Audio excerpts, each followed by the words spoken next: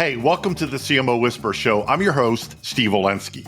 Part marketing practitioner, part ad agency veteran, part journalist. I was a writer for Forbes for 10 years. I've had so many insightful conversations over the years with business leaders, to athletes, to celebrities, to, of course, CMOs.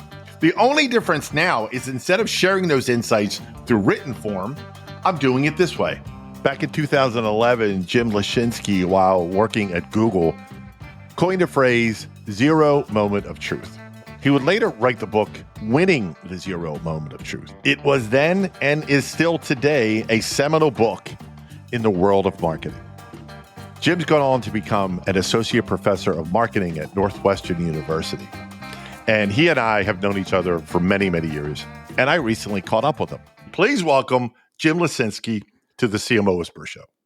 Well, hello, Steve. It's great to be with you. And yes, indeed, that's when we first met many years ago in the ZMOT days. And it's a pleasure to be on the show with you here today. Yeah. You know, I've been a fan since we met, and ZMOT just completely, like so many other people, just went, oh my God, this is incredible. And it was seminal. That's the word, right? And I'm sure you probably still get recognized for that, right? Indeed. I mean, we had a lot of success with that framework and with that book. You know, all the great people at Google and elsewhere who helped us launch that.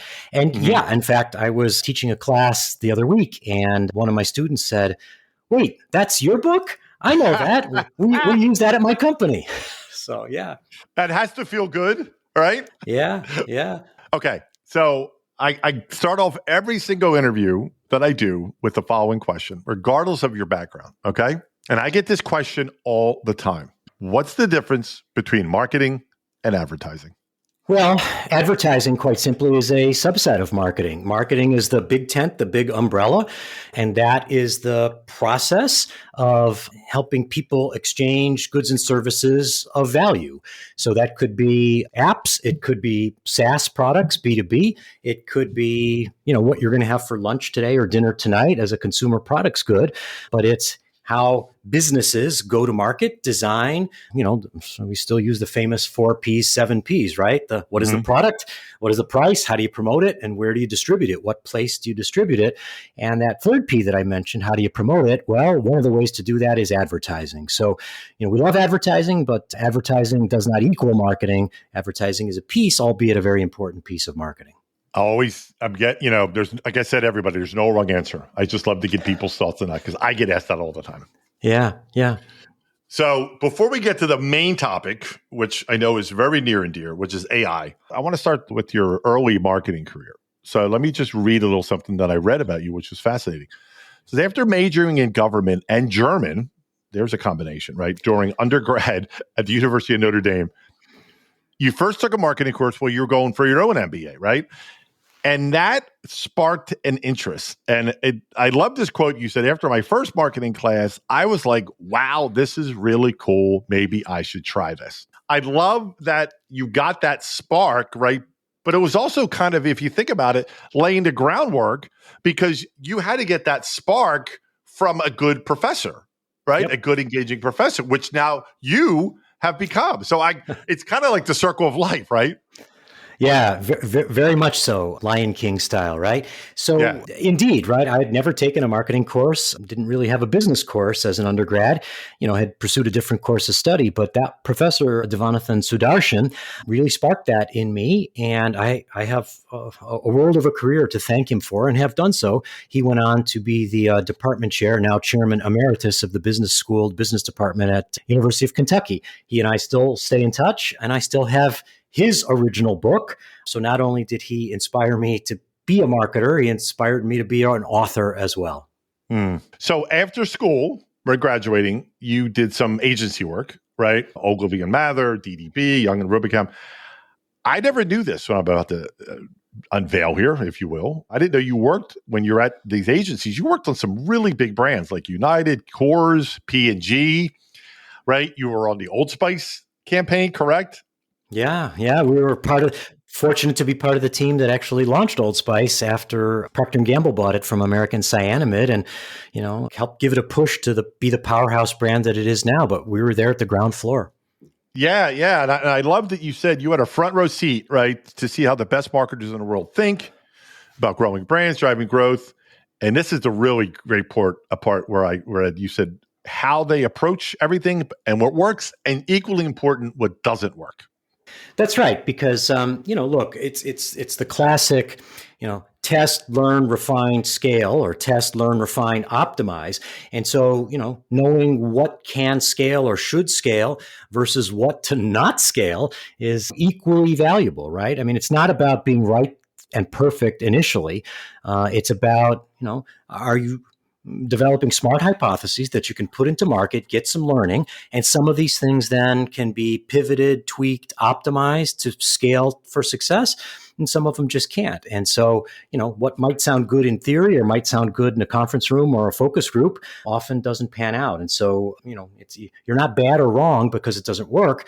You're only bad or wrong if you have evidence that says it's not going to be successful and you keep pushing it. Right. Let me ask you about the youth, right? And I'm fascinated by if you feel like you have not an added responsibility, but just a responsibility because you are shaping the marketing, the future marketers, right? That to me that's a pretty big deal. Does that ever play into your subconscious at the very least? Yeah, no, that's hugely front of mind for both myself and all the faculty, at Kellogg writ large, and certainly within the marketing department. I'm fortunate to be part of a marketing department that, has been named perennially as the number one marketing program for MBAs in the country. And we take that responsibility very seriously for exactly the reason that you said, is because, the super smart, super talented folks that we have from all around the world in our classes are, going to go out, some as soon as, a couple of weeks from now, depending on where it is in the academic year, and some, in a year or two, and start taking major responsibility for brands. And so what we want to do is, arm them with a thought process, a deep understanding of what marketing is, where it fits into the business function overall, sort of a consumer first mindset on this, but also, give them both frameworks as well as examples. Steve, we try to teach them blend a combination of what we call durable knowledge as well as perishable knowledge. And by durable knowledge, Steve, we mean things that, mattered 5, 10, 20 years ago and will matter 5, 10, 20 years from now. Concepts like differentiation and distinctiveness. And then perishable because, they're going to leave us and we want them to hit the ground running in the new positions, the new brand manager, marketing manager roles that they take. And so as a result, they need to know things like, the latest and greatest on search marketing, social marketing, TikTok, and yes, AI and machine learning in marketing. Even though we know those things are going to evolve and change, we still need to get them ready to hit the ground running in their jobs when they leave us. So it's that combination is how we think about, our obligation there. Yeah, I love that because, again, I mean, it sounds so obvious, but what you and the others in your world are doing is preparing the marketers for tomorrow. And it sounds like you guys are all on the same page, and I love to hear that. Yeah, good for you. So I know AI, it's, when I do these interviews, so far I've done a lot of either current or former CMOs. And the way I phrase AI, Jim, as I go, well, it's the biggest elephant in the room for every marketer the world over, right? Is AI. Now, knowing I was going to be talking to you and all the work that you've done around the topic of AI, it's really going to be interesting to get into. But before we do that, I saw this quote from you, and it's fascinating because of the dichotomy between what we're going to talk about on the right side of the brain with AI. You know where I'm going, right? Yeah. Where you wrote, I'm going to read the quote. The marketing industry is no longer a right-brained endeavor or profession. You have to have creativity, inspiration, and insights combined with rigor, data, research, and technology. Yeah. That to me is that should be on everybody's desk in stone. So expand on that thought for a little bit, but before we really dive deep into AI. Yeah. Well, look, I do believe very much so and stand by that quote, try to apply that in, my own continuing journey to learn and be more and more proficient in marketing and in my classes as well. And so what do we mean by that? I think there's, just unfortunately, a lot of polarization in business, in the world, in life, in culture these days where it's, sort of 0 or 100, black or white, this side of the boat, that side of the boat. And, often as always, it's a yes and is where the truth lies. It's in the intersection or combination of these things. And so, you sort of get this mad men versus math men thing, right? Like, oh no, like big ideas and creativity, none of that matters anymore because we'll just, use spreadsheets to optimize our way to glory. No, that's soulless. And, it takes a human to come up with a big insight and a big idea and a Super Bowl campaign. Well, guess what? If you look at some of the greatest brands, if you go look at any of the, Interbrand or other top brand lists, you pick your favorite brand, they're doing both, and both are required. So I very much believe that to be a great marketer, you need to be a whole-brained marketer, and that doesn't mean half of one brain and half of another. It means 100% hemispheres. That's why we have two sides of a brain. Yeah. I love that because you're right. I think for so long, right, at least from my vantage point, and I'm guessing it's the same for you because you used the words, it's no longer this. The marketers were, conditioned, right, to use the right side of the brain. Yeah. Yeah. Look, and I mean, I grew up in the advertising business many years ago where, it was all about sort of the big idea and ideation and creativity and all those kinds of things. Of course, catalog and database marketing came along and, kind of took another approach. And, in many respects, that's why we get this above the line, below the line, upper funnel, lower funnel, brand versus, sort of growth marketing. Like you read a lot of articles, you go to conferences and there's debate as to which one is better. Yeah. Well, that's not a debate. That's a false dichotomy, right? You need both. As, Binet and Fields and many others have, researched and proven with the long and short of it over time, upper funnel, brand awareness, creativity, will build your brand. But, the ups and downs and hitting your weekly targets and numbers and new customer acquisition requires some, really smart digital, social, data-driven marketing. Okay. It's time to face that elephant. Okay, let's go. All right. Let's start very high level. Okay. For all the CMOs out there, the marketing teams, and everybody going, I don't know what to do. I don't know what side of the pool I should dip my toe in. Blah blah. Yeah. How should CMOs and marketing teams be thinking about employing AI in their marketing strategies today? All right. Well, a couple of big thoughts on this, and we can go deep as you want here, Steve. But look, I mean, I think the first thing that I talk to marketers about is that what we're dealing with when we talk about AI at this moment is not sort of the flavor du jour, this month's shiny object, hey, a fad that this too shall pass, right? Because a lot of folks, Steve, you and I were at conferences over the last couple of years. Hey, the metaverse, like that's where it's going to be at, Oh, yeah. And now where is that, right? So that's not what we're talking about here. What we're talking about is a tectonic shift, and I'm going to use a parallel of steam power to electricity. Like that's the level that we're talking about here. Steam to electricity changes everything. And so, we're talking about an enabler, electricity, an enabler, AI, not a thing in and of itself. It's a thing that helps you do other things. Now, the beauty of the computer science here with AI is that, AI uses inputs or examples. Computer scientists call this stuff training data. Could be numbers, could be sounds, could be images, could be all kinds of things. And then uses a series of models or algorithms to then produce or predict or generate a result. So, we all see this in our daily lives, Steve, when you open up Gmail and type the word good and it suggests morning as the next word to follow it. Okay.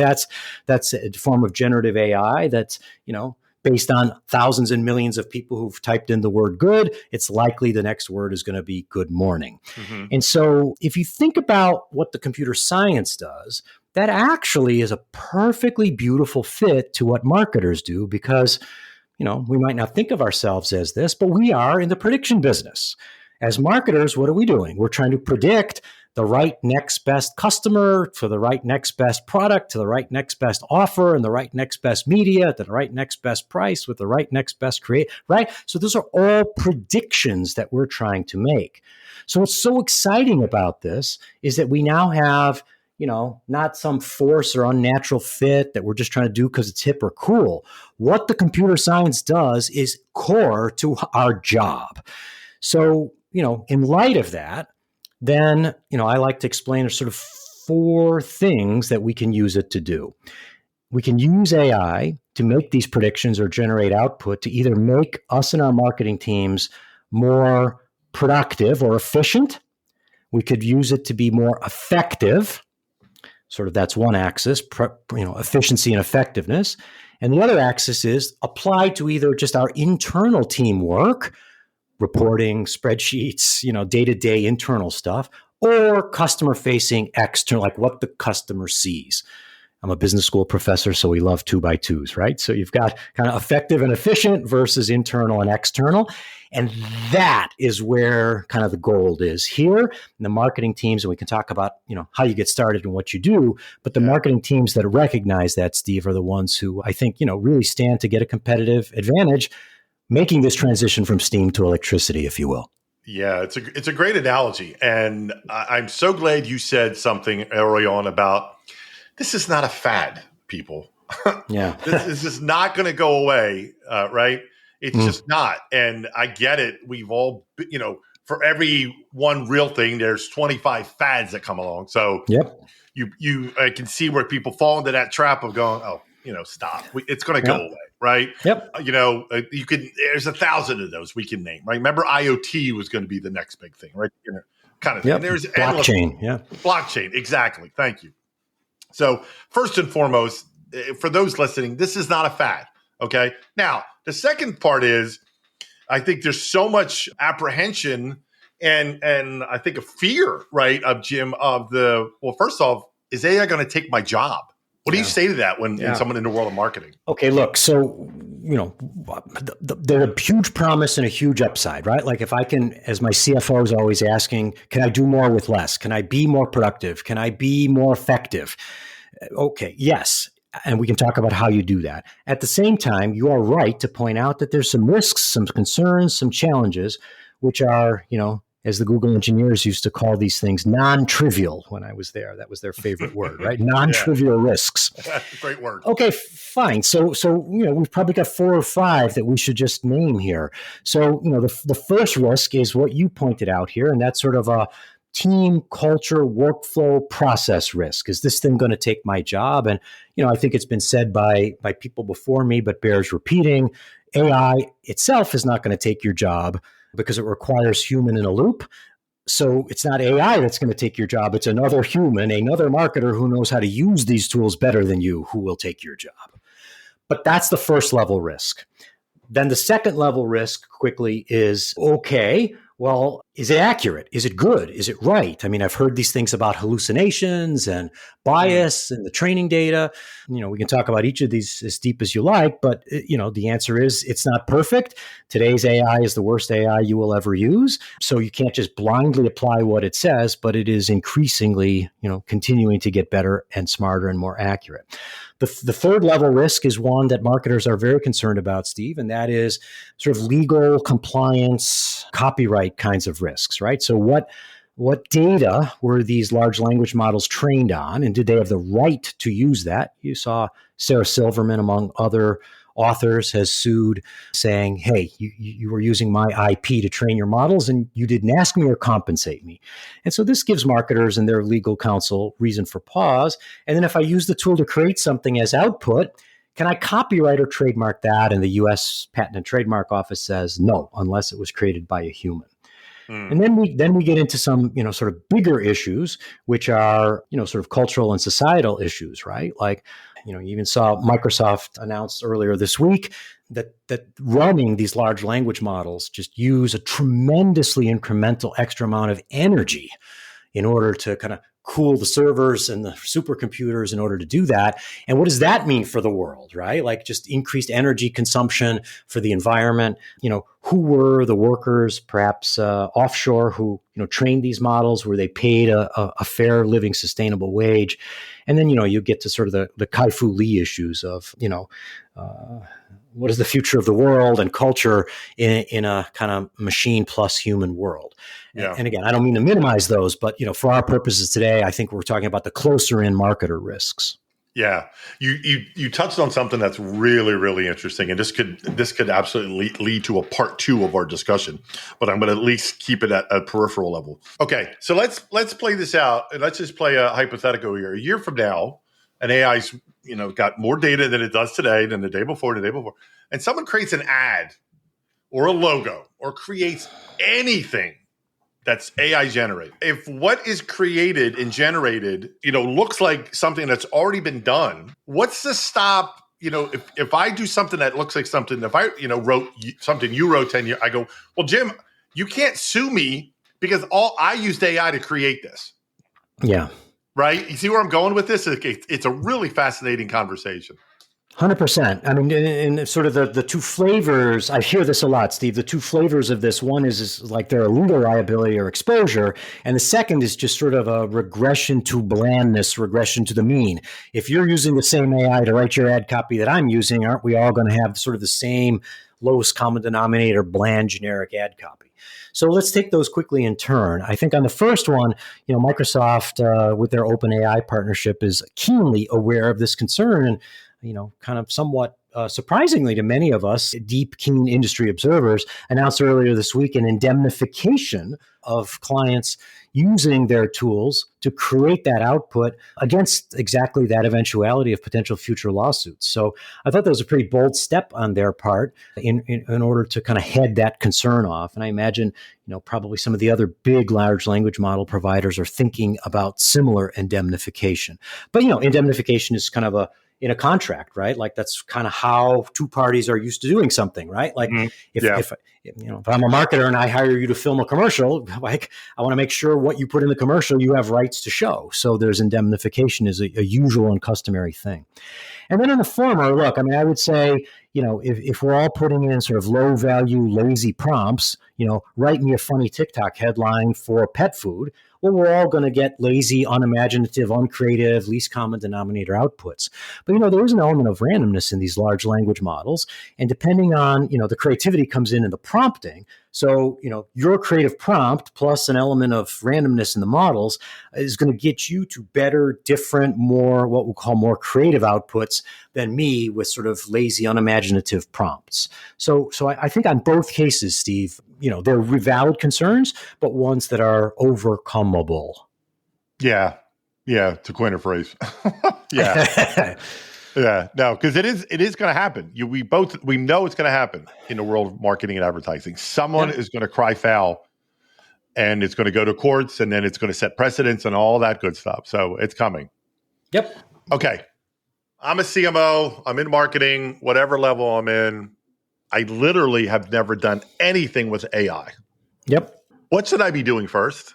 Yeah. So, I mean, this is the subject of my book that I wrote with Raj Kumar Venkatesan, Dr. Venkatesan from the University of Virginia Darden School of Business. This was the exact question that we set out to uncover. And, it's really interesting because if you would ask me or anyone in the industry that same question about social media marketing or search marketing, well, there's a playbook, right? Like you don't just make up search marketing as you go for the first time, right? Like we know how to do this. We know how to do brand marketing, but there really wasn't a roadmap here of what I do on Monday morning. How do I get started? And so what we did is we went out and interviewed literally dozens and dozens and dozens of firms all around the world, big, medium, small, B2B, B2C. Some were successful. Some, had bad failures with AI. And we just asked them that same question. What did you do? And did it work? We coded all those responses and then tried to see if there were some commonalities of what did the winners do in common and what did those who failed do in common, and come up with a sort of standardized and formalized answer to your question. And indeed, there is a quote, right way to do this. And it starts with, I referred to earlier, this notion of training data, right? Like these models need input in order to make an output prediction. So the first thing as a marketer you have to do is start to think about what internal, we'll call that first party data or zero party data, do you have that the machines can then train on to make predictions, right? If I want to know what customer should see what, I have to have customer information. Now, some brands If I'm an insurance company, I'm blessed and lucky that I know who has my policies and what their address is and what their Gmail is and what their credit card number is and their credit score. But, if I'm selling gum or toothpaste or beer, I probably don't know that. So, there's a lot of talk in the world, Steve, and you and I have talked about this, right? Like, cookie apocalypse, third-party cookies. At some point, Google might shut that down. That's not a housekeeping problem or a Google problem. You need to get the first-party data now, not because of cookie apocalypse, but so you can play the machine learning game. Okay? So that's the first thing you've got to do. Then, briefly, the second thing that you do with that is now you don't write your own models. You don't hire your own computer scientists. You work with your existing partners. If you're working with Salesforce, Adobe, Meta, Google, so on, TikTok, they all have AI-powered, AI-enabled versions of their products and tools that if you have first-party training data, they can now use their AI to predict these better outcomes and outputs. And that's not just for big companies. I mean, MailChimp for small business, right? Yeah. Can predict, right? Headlines and who should see ads and when they should email and when they should be delivered. So that's the second stage, is work with those partners, catalog those results, and you're sort of doing an old way, new way, 90-10 challenger champion model, right? You're not going to switch to RAI overnight. Wouldn't make sense. Try it. By the way, no incremental cost at this point, right? Because you're not hiring anybody. You're not, right? It's just you work with Meta or Google or Adobe and say, let's try your AI and see if it gets us a better result. Then the third step, by the way, is if this is going to be a true competitive advantage, you can't just only rely on partners. You have to start to build an in-house, in-sourced competency. And I liken this, Steve, to back in the day when every brand had their ad agency externally build and host their website. Remember that? Mm-hmm. No one does that anymore, right? It's all in-house. Yep. And this is where AI is going to go. So, the leaders name someone who's called various titles, but like an AI marketing champion, someone whose job is to sort of lead that internal transition, do in-house training, book of the month, lunch and learns, those kinds of things. And we start to insource. And then at stage 4, you get sort of to the point where you have enough success, enough evidence that the human plus machine way beats the human only or human plus spreadsheet way. And now you sort of flip how your marketing organization works. Starbucks is at this point now, for example. And now you're an AI first organization, marketing organization. And then just as a last step, briefly, Steve, not everybody, but a few companies will get up to stage 5. And that is the system, the process, the things that you've built to help your own marketing function. You might be able to then license or sell those to other non-competitive companies as a new revenue stream. Washington Post does this, but not all brands will get there. So that's sort of the evolution ladder, or the kind of the 5 steps. We call it, how do you go from zero to hero? So you're staying in that zero world from zero moment of truth. Yeah, there you go. Right. Yeah. But I just realized that. No, but you're right. Yeah. So it's sort of another metaphor cliche, crawl, walk, run, right? Like you just don't wake up tomorrow and say, I'm going to be 100% AI and go hire 100 computer scientists and I need OpEx and CapEx. Like your CFO will throw you out, right? Like you need to walk your way there with proof and evidence and competency development, people development, systems development in order to get there. Mm-hmm. Yeah, exactly. Okay, as we start to wind down, I know that people listening can't see this, but Jim, you can see the wall behind me of album covers. I am a huge, huge music fan, very eclectic, as you can tell. For those not seeing, there's Village People to Sinatra to the Temptations. I'm all over the board. One of my favorite songs, if not my favorite song of all time, is a song called Lean on Me by Bill Withers. Oh, yeah. Right. And that song's always resonated with me. And in this is the point where I normally ask my guests, is there a song or lyric that really resonates with you? But in doing my research on you, and I watched your speech was it last year's Kellogg, right? You gave a 5-6 minute speech to the graduating class. And I know you're a big jazz fan, and you talk about it. You played in your classroom. And you used the phrase, you said, today's jazz, correct me if I'm wrong, they work within a freedom within a framework was your phrase. Explain to my listeners what that means and how that relates to marketing. Yeah, a lot of people who aren't familiar with jazz think it's sort of just a bunch of musicians doing whatever the heck they want, playing anything, and it's far from that. There's a 100-year set of frameworks that go back to at least the great Louis Armstrong and some of his forebearers. The chord changes, the key, the tempo, the speed, the style, all of those kinds of things. So there's a very sort of rigorous set of rules. We call those the frameworks. But within that framework, then, the beauty of jazz is every time a piece is performed, it is a kind of a spontaneous original composition within those sets of frameworks. And so, we bring that back to business. Great executives are not just kind of lather, rinse, repeat, doing the same thing today that we did last month, or in the same thing in this new job that I did in my last job. It's not just repeating, or as a musician would call it, playing only what's written on the page. But neither is it just like complete improvisation, right? Like you can't say, oh, AI is hot, I think I'll just make it up as I go, right? Like, no, right? Like you need some frameworks, you need some tools, some toolkits, but then every situation is unique and different. And so, bringing that back to kind of the 5-stage framework for implementing AI, we did the research, we've shared with the marketing industry and now with your listeners what those 5 stages are. So if you're going to get started on AI, be conscious of those. That's your framework. But obviously, if you're in healthcare, or if you're in a B2B SaaS company, or if you're in Boston or Bolivia or Baltimore, right? Like every situation is going to be different. So you're going to have to improvise a little bit. But don't just improvise everything. Improvise within those 5 stages, because those 5 stages are, rigorously proven freedom within a framework. That's beautiful. I love that. Okay, one last question, and it has to do with sounds and audio and music and more sounds. As I was putting together my studio, if you will, and again, I'm a big music fan, I had this phrase pop into my head, Jim, and I'm asking everybody what this means to them. The sound of marketing. What does the sound of marketing sound like to you? Wow. I love that question. Look, to me, the sound of marketing is vibrant, dynamic, exciting, bright, colorful. I am hugely enthusiastic. Some people might call me a cheerleader of marketing. But look, all the functions in a firm, Steve, are obviously important. But you have to have a customer, and you have to they have to engage with you. They have to buy what you want. They have to give you some money. And then, accounting and finance and HR and all the other, critical functions go from there. But look, I love marketing. I love teaching marketing. I love practicing, consulting, writing about marketing. And so I think the sound is a bright, bold, dynamic one, because it's a really bright, bold, dynamic moment within the marketing industry now, just given all of the kind of technologies and tool sets and possibilities that are in front of us to go and take advantage of. Yeah, exactly.